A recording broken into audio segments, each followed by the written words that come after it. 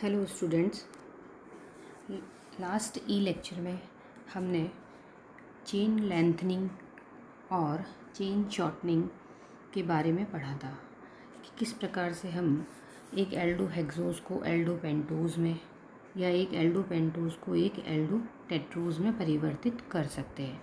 और इसके लिए हमने 3 मेथड्स पढ़े थे: Ruff degradation, Wohl degradation and Kiliani Fischer synthesis. आज हम लेंगे कॉन्फ़िगरेशन ऑफ मोनोसैकेराइड्स। मोनोसैकेराइड का विन्यास किस प्रकार से हम निकालते हैं, मोनोसैकेराइड के जो स्ट्रक्चरल एस्पेक्ट्स हैं वो लेंगे। हम जानते हैं कि मोनोसैकेराइड्स के लिए त्रिविम स्टीरियोआइसोमेरिज्म एक इम्पॉर्टेंट कैरेक्टर है।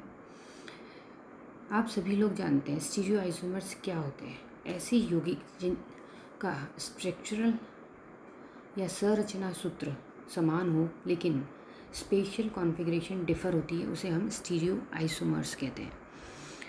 तो स्टीरियो आइसोमेरिज्म है इम्पॉर्टेंट कैरेक्टर ऑफ मोनोसैकेराइड्स। और एक स्टीरियो आइसोमर में जो कार्बन एटम होता है वो एक एसिमेट्रिक असममित कहलाता है। असममित कार्बन परमाणु किसे कहते हैं? आप लोग ये सभी जानते हैं कि वह कार्बन परमाणु जिस पर 4 अलग अलग एटम या ग्रुप जुड़े रहते हैं। तो number of asymmetric carbon atoms determines the possible isomers of a given compound which is equal to 2n। तो जितने भी इसमें एसिमेट्रिक कार्बन एटम की संख्या होगी उनके पॉसिबल आइसोमर की संख्या कितनी होगी? 2n, where n equal to number of asymmetric carbon atom. अब जैसे कि हम ग्लूकोज में देखते हैं कि उसमें 4 एसिमेट्रिक कार्बन एटम्स हैं। तो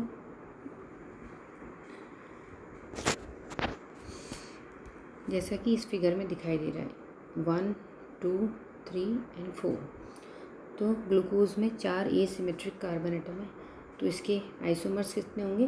2⁴, यानी 16 आइसोमर्स पॉसिबल होंगे।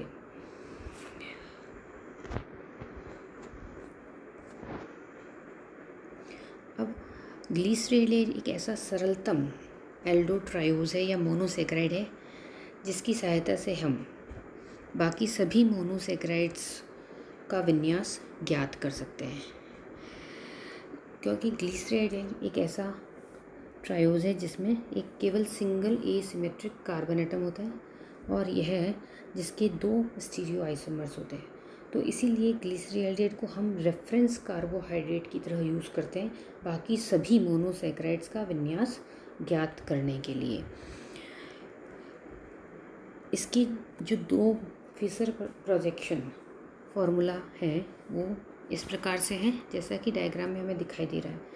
डी ग्लिसरेल्डिहाइड और एल ग्लिसरेल्डिहाइड, ये दोनों ही एक दूसरे के प्रतिबिंब समावयवी हैं, एनेंशियोमर्स होते हैं, यानी एक दूसरे की मिरर इमेज बना रहे हैं। अब डी ग्लिसरेल्डिहाइड कौन सा होगा?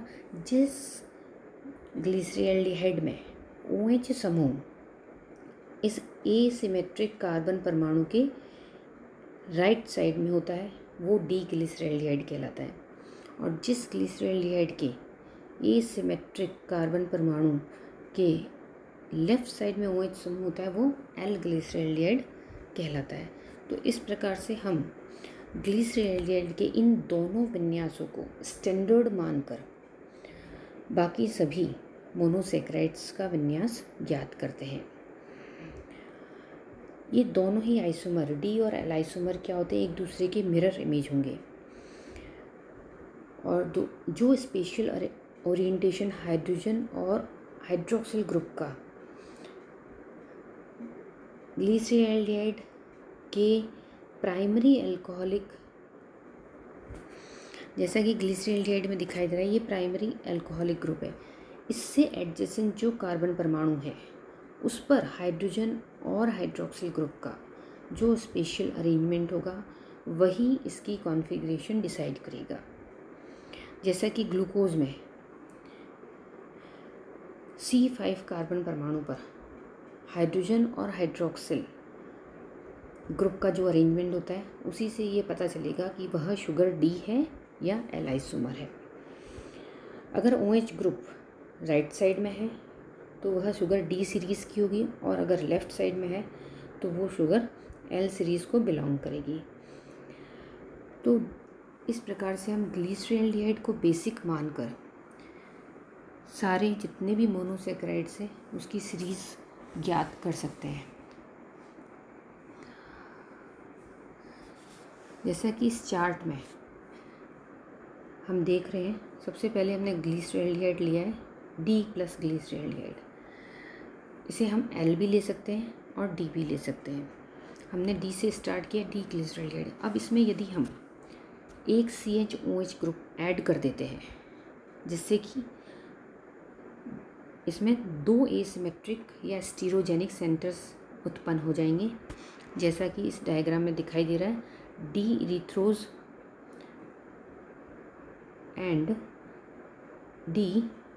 And D थ्रियोज। इन दोनों में ही ये क्या बन गई, अब एल्डोटेट्रोज। ग्लिसरॉल्डिहाइड था, क्या था, एल्डोट्रायोज। अब ये हो गया हमारे 4 कार्बन एटम, तो इसमें ये बन गया एल्डोटेट्रोज। तो N की वैल्यू इसमें कितनी है, 2 इसमें एसिमेट्रिक से कार्बन एटम है, स्टीरोजेनिक सेंटर है, तो 2⁻n, N की वैल्यू 2 होगी, तो इनके ऑप्टिकल आइसोमर कितने होंगे, 4, यानी डी थ्रियोज, एल थ्रियोज और डी एरिथ्रोज और एल एरिथ्रोज। तो चूँकि हम इसमें डी से स्टार्ट किया है हमने, तो इसके 2 आइसोमर तो हमें दिखाई दे रहे हैं। इसी प्रकार से जो एल ग्लिसरॉल्डिहाइड होगा उसके भी 2 आइसोमर होंगे, तो टोटल कितने हो गए, 4 आइसोमर्स।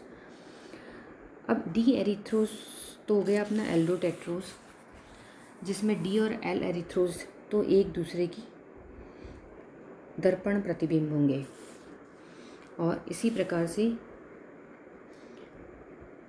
डी और एल थ्रियोज भी एक दूसरे के मिरर इमेज होंगे या एनेंशियोमर्स होंगे। अब डी कॉन्फ़िगरेशन कौन सी होगी, जिसमें कि हाईएस्ट जो एसिमेट्रिक कार्बन, हाईएस्ट नंबर वाला जो एसिमेट्रिक कार्बन एटम है उसका विन्यास यदि डी ग्लिसरॉल्डिहाइड से समान होता है तो वो डी कॉन्फ़िगरेशन वाला होगा, और यदि हाईएस्ट नंबर वाले एसिमेट्रिक कार्बन परमाणु का विन्यास एल ग्लिसरॉल्डिहाइड के समान है तो वो है एल कॉन्फ़िगरेशन होगा। लेकिन डी एरिथ्रोज और एल एरिथ्रोज एक दूसरे के मिरर इमेज या एनेंशियोमर्स नहीं होंगे, अतः ये डायस्टीरियोमर्स पेयर बनाएंगे। अब इसी डी एरिथ्रोज से यदि हम एक और CHOH ग्रुप ऐड कर दें तो हमें एल्डोपेंटोज प्राप्त होंगे, तो जिसमें कि 3 स्टीरोजेनिक सेंटर होंगे, 3 एसिमेट्रिक कार्बन एटम होंगे, जैसा कि इस चार्ट में हमें दिखाई दे रहा है। तो जो आइसोमर्स है, स्टीरियो आइसोमर्स है, उनकी संख्या कितनी हो जाएगी, 2⁻3, दैट मीन्स 8। तो 8 आइसोमर्स बनेंगे। डी एरिथ्रोज से 2 बनेंगे, डी राइबोज, डी एरेबिनोज, और डी थ्रियोज से 2 बनेंगे, डी जाइलोज और डी लाइसोज। इसी प्रकार एल जो कॉन्फ़िगरेशन वाला एरिथ्रोज होगा उससे भी 2 बनेंगे, एल एरेबिनोज और एल राइबोज, और जो एल थ्रियोज होगा उससे भी बनेंगे एल जाइलोज और एल लाइसोज। तो इस तरह से टोटल 8 स्टीरियो आइसोमर्स पॉसिबल होंगे, जिनमें डी 4 तो होंगे डी एल्डोपेंटोज और 4 होंगे डी एल एल्डोपेंटोसिस, और ये सारे आइसोमर डी और एल एल्डोटेट्रोज के पेयर से हम बना सकते हैं। नेक्स्ट, यदि हम इसी एल्डोपेंटोज में एक और CHOH ग्रुप ऐड कर देते हैं तो हमें प्राप्त हो जाएगा एल्डोहेक्सोसिस। जैसा कि तो एल्डोहेक्सोसिस में कितने हो गए स्टीरोजेनिक सेंटर, 4।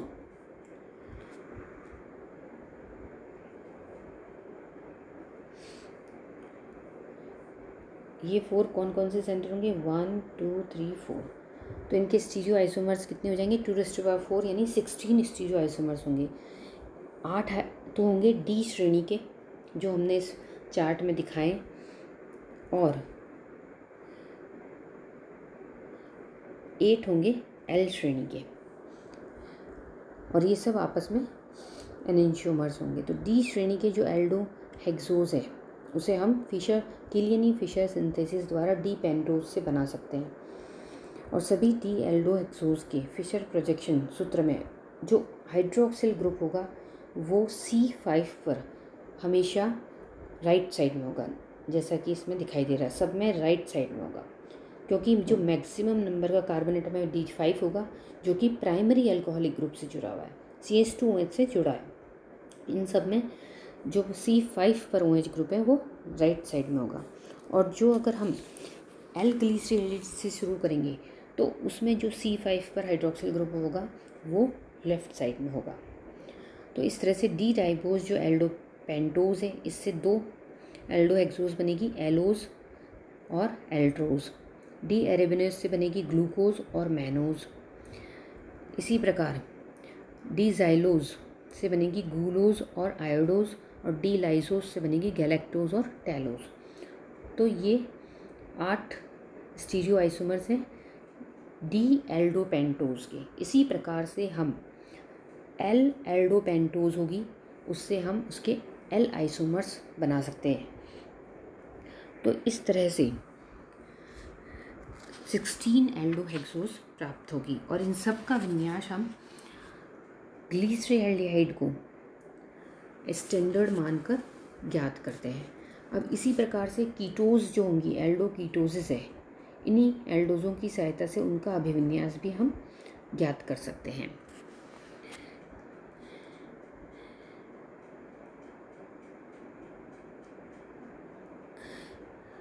अब कोई भी जो ऑप्टिकल आइसोमर होगा उसे हम D+, D-, L+ और L- स्ट्रक्चरल ग्लिसरॉल्डिहाइड के अकॉर्डिंग उसका स्ट्रक्चरल रिलेशन ज्ञात कर सकते हैं। अब D+ कौन सा होगा, जो कि प्लेन पोलराइज्ड लाइट को राइट साइड में रोटेट करेगा, और L होगा जो प्लेन पोलराइज्ड लाइट को लेफ़्ट साइड में रोटेट कर देगा। तो according to rotation of plane of polarised light to the right और द लेफ्ट, इसे हम D+, D-, L+ और L- कह सकते हैं। नेक्स्ट है epimers. If 2 monosaccharides differ from each other in their configuration around a single specific atom, they are referred to as apimers to each other। यानी किसी एक ही कार्बन परमाणु पर अगर उनका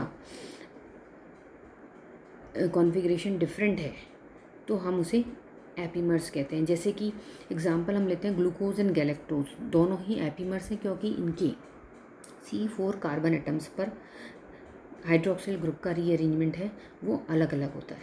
इसी प्रकार ग्लूकोज और मैनोज भी एपीमर्स हैं क्योंकि C2 कार्बन पर इन दोनों का जो विन्यास है वो अलग अलग होता है, तो इसे हम कहते हैं ये दीज आर एपीमर्स। जैसा कि इस डायग्राम में हमें दिखाई दे रहा है, गैलेक्टोज और ग्लूकोज, इसमें ये C4 कार्बन एटम पर इन दोनों का जो विन्यास है वो अलग अलग है, जबकि बाकी जितने भी कार्बन एटम उन सब पर जो कॉन्फ़िगरेशन है वो सिमिलर है। इसी तरह डी ग्लूकोज और डी मैनोज में C2 कार्बन एटम पर इन दोनों का विन्यास अलग अलग है, तो ये दोनों एपीमर्स हैं। डी ग्लूकोज और डी मैनोज एपीमर है, और डी गैलेक्टोज और डी ग्लूकोज एपीमर है regard to C4 carbon atom, और ये दोनों C2 कार्बन एटम के रेस्पेक्ट में है।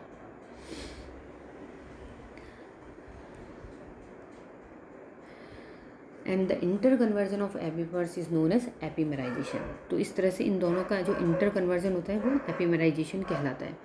एनेंशियोमर्स हम पहले भी बता चुके हैं कि वो स्टीरियो आइसोमर्स जो एक दूसरे के मिरर इमेज होते हैं, जैसे डी ग्लूकोज और एल ग्लूकोज है, ये एग्जैक्टली एक दूसरे की मिरर इमेज है, दर्पण प्रतिबिंब है, तो इसे हम कहते हैं एनेंशियो आइसोमर्स। Thank you.